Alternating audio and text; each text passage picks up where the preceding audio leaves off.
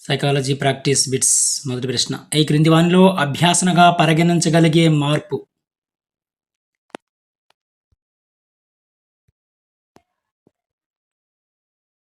ఈ క్రింది వానిలో అభ్యాసనగా పరిగణించగలిగే మార్పు ఏది? అనుభవము, శిక్షణల వల్ల కలిగే మార్పు. అనుభవము, శిక్షణ వల్ల కలిగే మార్పు అనేది అభ్యాసనగా పరిగణించవచ్చు. తర్వాయి ప్రశ్న. Seashore measures of musical talent test అనేది ఒక సహజ సామర్థ్య పరీక్ష. ఇది సహజ సామర్థ్య పరీక్ష.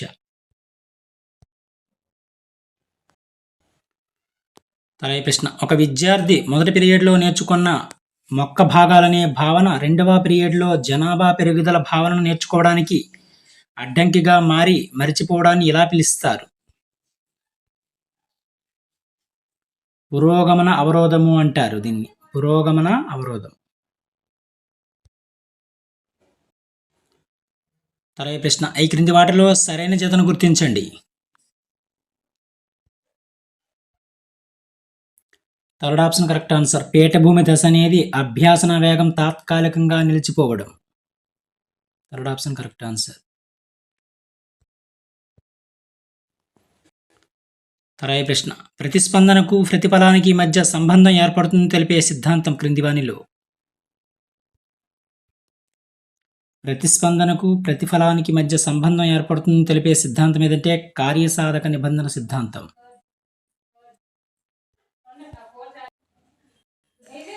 తర్వాయి ప్రశ్న. సంజ్ఞాభాష వీరి కొరకు ఉద్దేశించింది క్రింది వానిలో.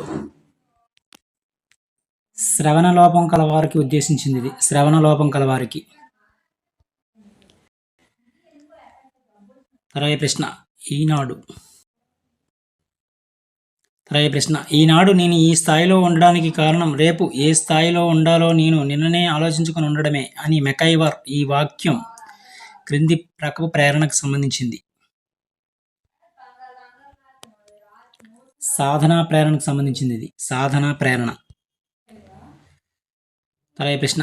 ఆనందాయక అభ్యాసనం అంటే క్రింది వానిలో. ఆనందాయక అభ్యాసనము అంటే భయరహిత వాతావరణంలో అభ్యాసనం.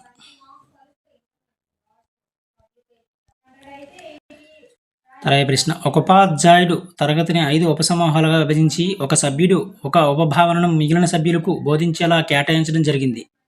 ఇది ఈ పద్ధతిని సూచిస్తుంది.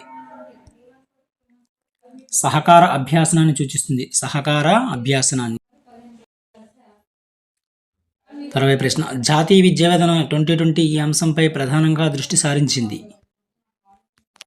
సమ్మిళిత మరియు సమాన విద్యపై దృష్టి సారించింది ఎక్కువగా. జాతీయ విద్యా విధానం 2020. తర్వాయి ప్రశ్న. ఈ క్రింది పద్ధతి NCF 2005కి ఆధారం. నిర్మాణాత్మక వాదం అనేది. తర్వాయి ప్రశ్న. మకరెంకో యొక్క విద్యాతత్వం క్రింది వాదంతో సారూప్యతను కలిగి ఉంటుంది. సాంఘిక నిర్మాణాత్మక విద్యాతత్వం వాదంతో సారూప్యతను కలిగి ఉంది మకరెంకో యొక్క విద్యాతత్వం అనేది. తర్వాయి ప్రశ్న. National early childhood care and education పాలసీని రూపొందించిన సంవత్సరం 2013లో రూపొందించారు. తర్వాయి ప్రశ్న. ఇది క్లిష్ట పరిస్థితుల్లో వెనుకకు మరలే మానసిక చేతన స్థితిని ప్రదర్శించే రక్షక తంత్రం.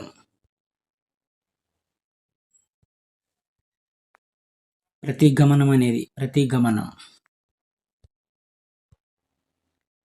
తర్వాయి ప్రశ్న. ఇది నేర్చుకున్న పనిని మళ్ళీ మళ్ళీ చేసే సామర్థ్యం. స్మృతి.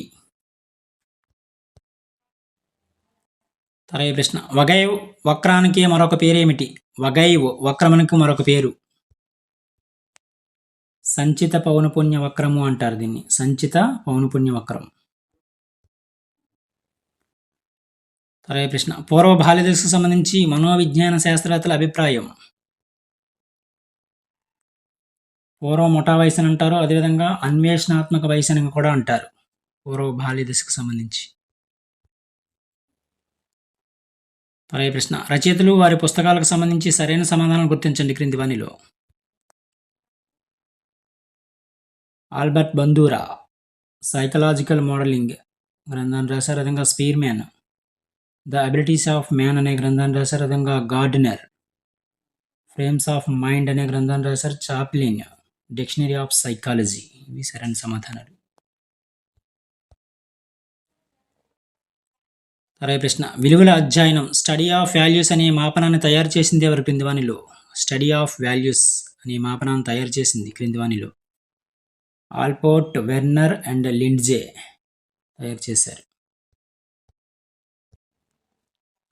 అరవై ప్రశ్న కెరటం నాకు ఆదర్శం, అది లేచి పడుతున్నందుకు కాదు, పడినా లేస్తున్నందుకు అనేది వ్యక్తి యొక్క దీని దృఢత్వాన్ని సూచిస్తుంది క్రింది వానిలో?